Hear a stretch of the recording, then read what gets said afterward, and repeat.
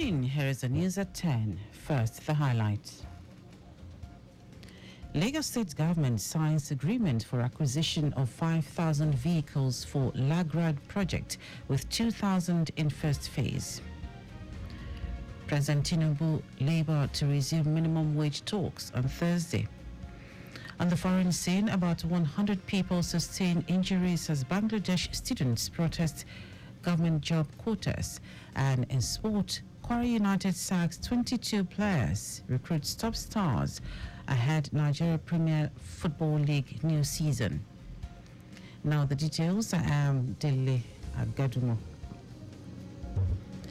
Lagos State government has signed a landmark joint venture agreement for the acquisition of 5,000 new vehicles for the Lagrad project, with 2,000 to be delivered in the first phase. Governor Babajide Sanwo-Olu, who witnessed the signing ceremony through Ibile Holdings, said the partnership with Chinese automobile company CIG will ensure safer, more efficient and environmentally sustainable transportation solutions for Lagos residents. Governor Sanwo-Olu said through this strategic partnership, his administration is bringing transportation solutions to meet the residents' requirements and as well committed to the integrated urban transportation system options through rail, water, road, and in the nearest future, air transportation. He urged more private organizations and businesses to partner the state government by sense of purpose and doggedness. And so you will see that this partnership is not just an e-hailing service, it's also to provide smart taxis for us to be able to do what we call carpool, for us to be able to solve logistics problems, for us to be able to solve delivery problems, and for us to also have an executive chauffeur and reliable rental services. So it's all bucket put in one service that these interventions will be solving. Commissioner for Transportation Oluwaseun Oshiemi said the new e-hailing Lagrad initiative will provide a safe, smart e-mobility transportation system with increased local economy and technologically satisfied service for passengers. This partnership would have a great economic and social impact on Lagosians through an additional job creation through direct employment in driving, maintenance, and administration roles. It will boost the local economy with increased accessibility, thereby improving the transportation system. It will enhance transportation infrastructure in Lagos.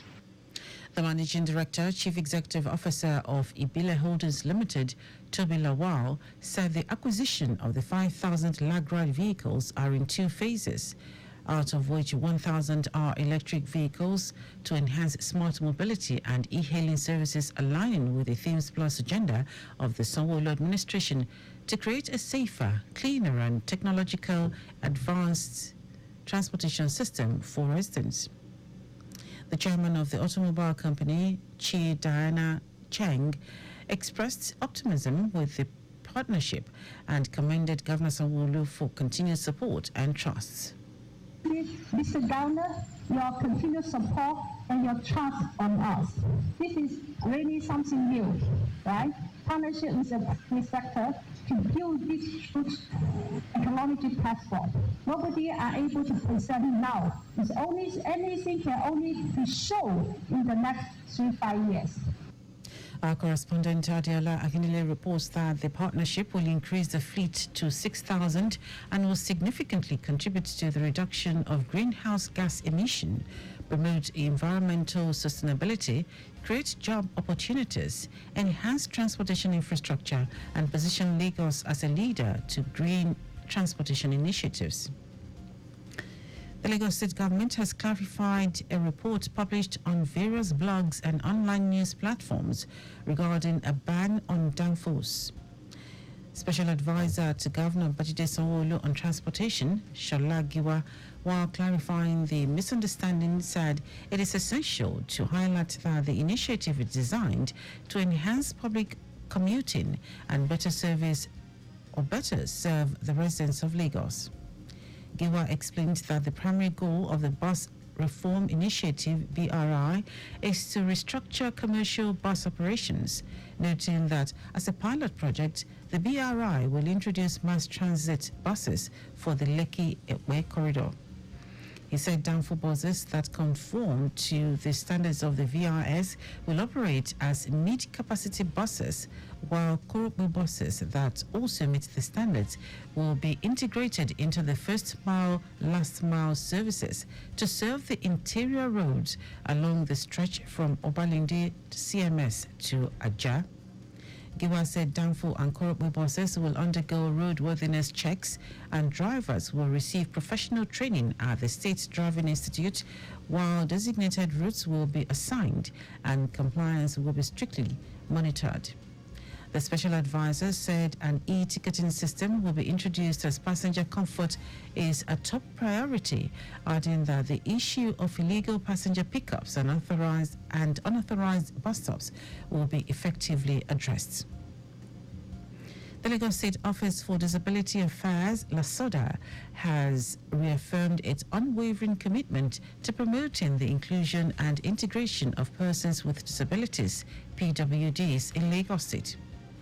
The General Manager of LASODA, Adenike Oyetunde Lawal, stated this during a meeting with a physical cluster, a group representing individuals with physical disabilities. Oyetunde Lawal emphasized that LASODA will continue collaborating with both government and private organizations to create an enabling environment for PWDs.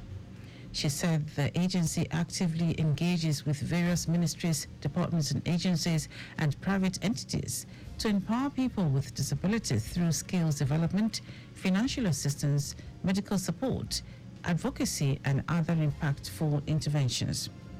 While urging stakeholders to champion policies and initiatives that foster diversity and inclusivity, Oyetunde Lawal encouraged PWDs to join cluster groups aligned with their specific disabilities type, emphasizing that group membership facilitates awareness of available policies and initiatives.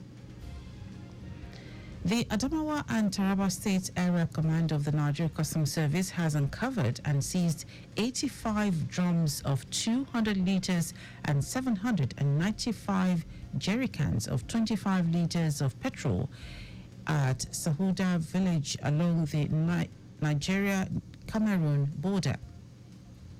While briefing journalists, the Customs Area Controller, Garba Bashir, said the smugglers had concluded arrangements to ferry the products to the Republic of Cameroon when operatives acting on intelligence reports invaded the area.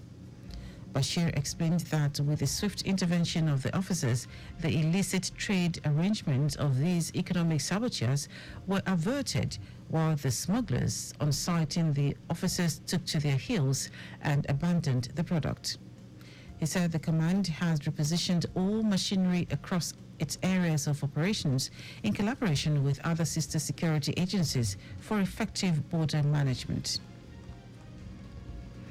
The Association of Nigeria Refinery Petroleum Marketers, ANRPM, has called for collaboration from National Security Advisor Nuhu Ribadu on eliminating oil theft.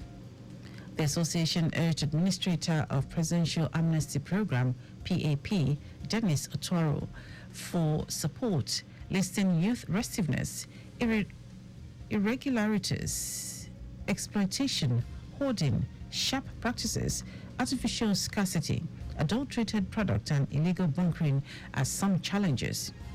ANRPM National Coordinator of Operation and Administration, Edison Wadiaro, said 6,438 illegal refineries had been discovered in Niger Delta. Edison noted that Nigeria will find it difficult to meet its production target due to oil theft. Now to the rest of the stories. President Bola Tinubu will again meet with labor leaders on Thursday to reach a consensus on a new minimum wage. The Minister of Information and National Orientation, Mohammed Idris, who announced this, said the issue of the new minimum wage was also discussed during the Federal Executive Council FEC meeting on Monday. Idris said the president will meet with the labor leaders to finalize their thoughts, and then he will make his informed decision known to Nigerians by also sending it to the National Assembly. He said the Minister of Budget and National Planning, Atiku Bagudu, has been directed to come up with a proposal for an amendment act to the 2024 Appropriation Act to be sent to the National Assembly. The federal government has dispatched 20 trucks of rice to each of the 26 states and the Federal Capital Territory, Abuja, as part of measures to douse the food crisis and the economic burden of Nigerians. Minister of Information and National Orientation, Mohammed Idris, made this known to State House correspondents at the end of the Federal Executive Council meeting presided over by President Bola Tinubu at the Aso Rock Villa, Abuja.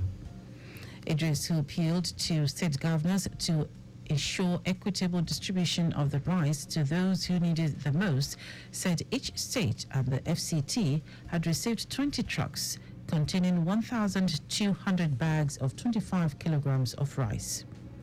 The minister said this is a first step and the federal government will continue to support all the subnationals to ensure that the hardship being experienced by most Nigerians in terms of shortage of food supply is bridged. Now to foreign news. About 100 people have been wounded in violent clashes between people loyal to Bangladesh's ruling party and demonstrators protesting against job quotas for coveted government jobs. The quota system reserves more than half of well-paid civil service posts, totaling hundreds of thousands of government jobs for specific groups, including children of fighters in the country's 1971 War of Independence from Pakistan. Critics say the system benefits children of pro-government groups who back Prime Minister Sheikh Hasina, who won her fourth consecutive term in a general election in January that was boycotted by the opposition. Bangladesh's top court last week temporarily suspended the quotas, but protesters have promised to continue their rallies until the parts of the speech they oppose are scrapped completely. Now, Sport. Nigeria Premier Football League (NPFL) club Kwara United has sacked 22 players ahead of the 2024-2025 season. General manager of the club, Bashir Badawi, said top stars from other clubs have been recruited to strengthen the team. Badawi also called on the retained players to eschew indiscipline and work in tandem with the philosophy of the club and target a continental ticket. As part of preparation for the new season, Kwara United will participate in a pre-season tournament which will be held in Ikene, Ogun State. And that is our news at 10. Just before we go, ensure the registration mark on your vehicle is clear and visible at all times. You can follow us and like all our various social media platforms: X at Traffic Radio 961, Facebook Lagos Traffic Radio 96.1 FM, Instagram Lagos Traffic Radio 961. Subscribe and watch our news and programs live on YouTube at Traffic Radio 961. You can also visit our website www.trafficradio961.ng. Did you know that the Sanwo-Olu administration trained 500 unemployed youths in soft skills and job interview program? Can get more details on the Lagos State Government website. To end the news, we have the highlights of the major stories. Lagos State Government has signed a landmark joint venture agreement for the acquisition of 5,000 new vehicles for the Lagride project, with 2,000 to be delivered in the first phase. President Bola Tinubu will again meet with labor leaders on Thursday to reach a consensus on a new minimum wage. We also told you that about 100 people have been wounded in violent clashes between people loyal to Bangladesh's ruling party and demonstrators protesting against job quotas for coveted government jobs. And in sports, Nigeria Premier Football League (NPFL) club Kwara United has sacked 22 players ahead of the 2024-2025 season. For contact at the newsroom, send a message to info@trafficradio961.ng. That is news broadcast compiled by Abiola Fagbolagu. I am Dele Agadumo. Good morning. Thank you for listening.